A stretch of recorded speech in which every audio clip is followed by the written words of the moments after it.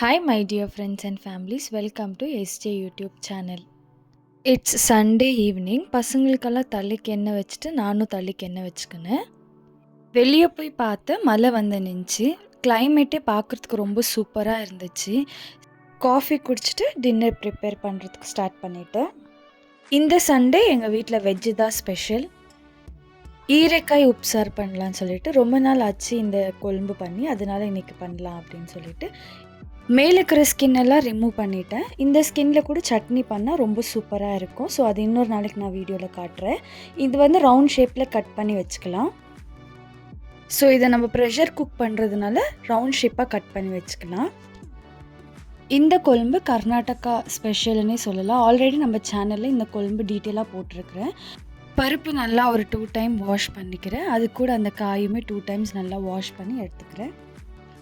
Pressure குக்கரில் பருப்பு, காய், தண்ணி, தேவையான அளவுக்கு மஞ்சாத்தூள், உப்பு போட்டு நல்லா மிக்ஸ் பண்ணிக்கின்னு இதை ஒரு 1 விசிலுக்கு ப்ரெஷர் பண்ணி எடுத்துக்கிறேன். இப்போ காய் வெந்துச்சு. காய், பருப்பு தனியாக, அந்த தண்ணி தனியாக ஃபில்டர் பண்ணி எடுத்துக்கிறேன். காய் பொரியலுக்கு எடுத்து வச்சுக்கிறேன். பொரியலுக்கு வந்து எண்ணெய், கடுகு, கருவேப்பிலை, வெங்காயம் போட்டுட்டு இந்த காய் போட்டுட்டு நல்லா ஃப்ரை ஆகிட்டு மேலே லாஸ்ட்டில் கொத்தமல்லி, தேங்காய் திருவி போட்டுட்டாக்கா பொரியல் ரெடி ஆகிடும்.